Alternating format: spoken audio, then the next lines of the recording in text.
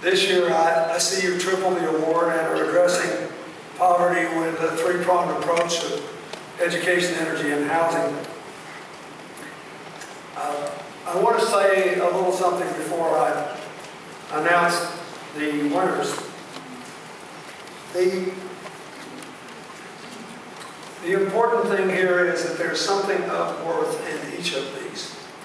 And I was talking to Stephen Hodges before we started and others saying, you know, we need to find a way to amplify this process and then to highlight the really good idea, whether they want or not, and see if we can't get more and more of them implemented.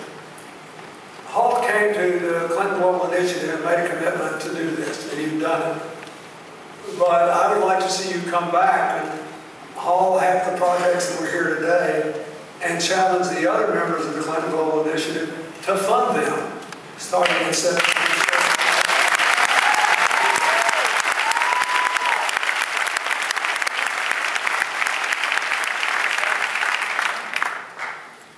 I'd also say to those who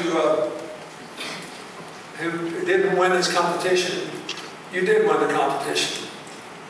Because it's almost impossible to pick the best proposal, and the real test of the best proposal actually can't be applied now, which is whether it really works or not.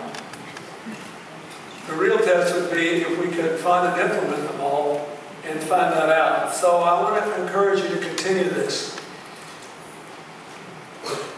I think it's important that this year's focus was on poverty.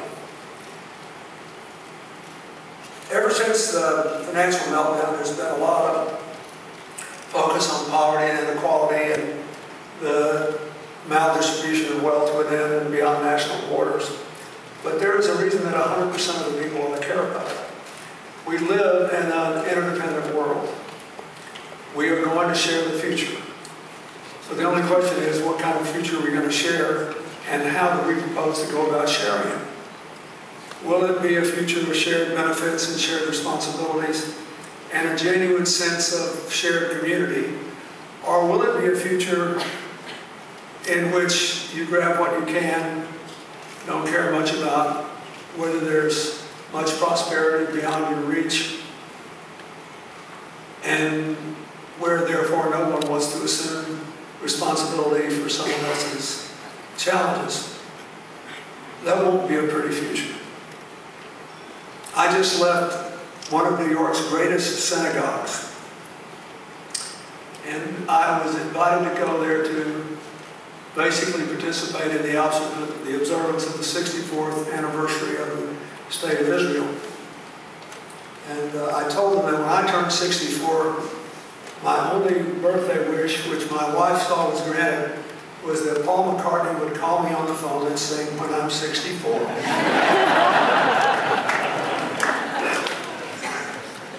Which he did. And it was but the last line of the song is, "Will you still love me when I'm 64?" Now, the obvious answer is, no, you're old and shriveled and I don't love you as much as I used to. But what this is about is,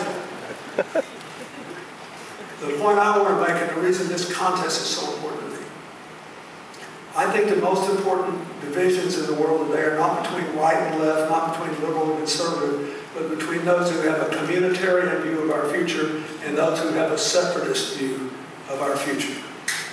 And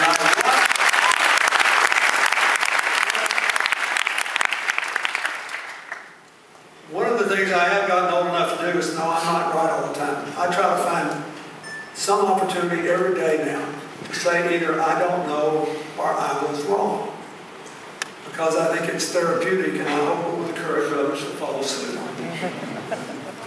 Because we live in this world where people are in these constant verbal barrages and everybody kind of gets off in their corner. It's not a very good recipe for sharing the future. On the other hand, if you look at every place in the world where there is a successful meeting of people's aspirations, where poverty is being reduced, education is being improved, healthcare is being improved, the economy is more vibrant, it's because there are creative networks of cooperation, usually involving a vibrant market economy, an effective government, and an increasingly active non-governmental sector, civil society. So those of you who participated in this have chosen the right course. And it's also the selfish course. As I tell Americans all the time, look, we're 4% of the world's population. We want to keep 20% of the world's income. We got to sell something to somebody else. And then we should want other people to get wealthier and poverty to diminish. So they'll have to sell something to somebody else. Therefore, you better keep driving down poverty every year or you won't have any more customers. And sooner or later, this whole thing will collapse in on itself. The only sensible course for the future is to create a future of shared opportunities and responsibilities. That fundamentally is the process in which you have been engaged. So we talk about social entrepreneurism as if, you know, we all deserve to be sainted for pursuing it. But if you look at Muhammad Yunus's life, he knew that poor people were trustworthy, intelligent, hardworking, talented, and that if you loaned them money, they were old school and they'd do everything they could to pay it back. And if you look at Bangladesh, is the place on earth that is most thickly webbed with microcredit. And therefore, it is the only place on earth which has proved that if you really do build a fortune at the bottom of the pyramid, you can virtually do without a government for years at a time.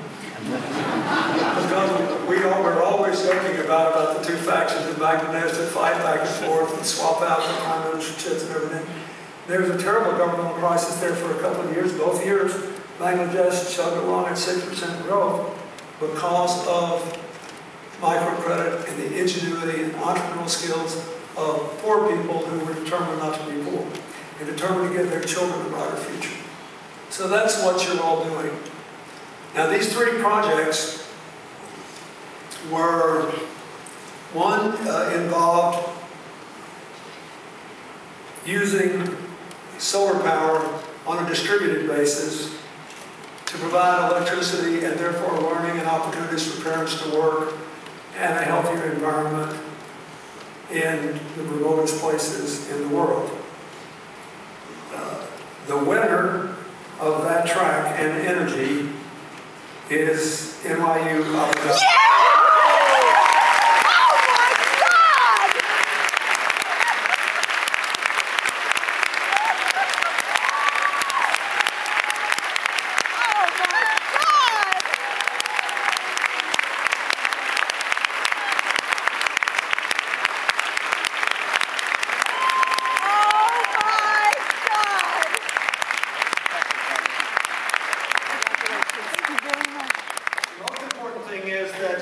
Involved an Indian studying development economics, a Chinese citizen studying civil engineering, a Pakistani studying financial economics, a citizen of Taiwan studying physics, and an alumnus journalist from Canada who is there to referee. I hope that the newspapers tomorrow and India and Pakistan report that if their best students can do something for people elsewhere in the world, the rest of the country should both follow suit.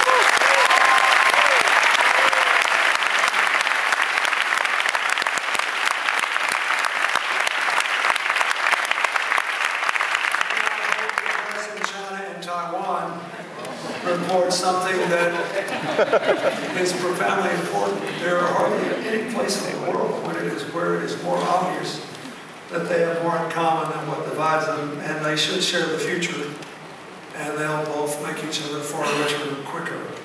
So this is a great thing. Now, the second project is the housing project.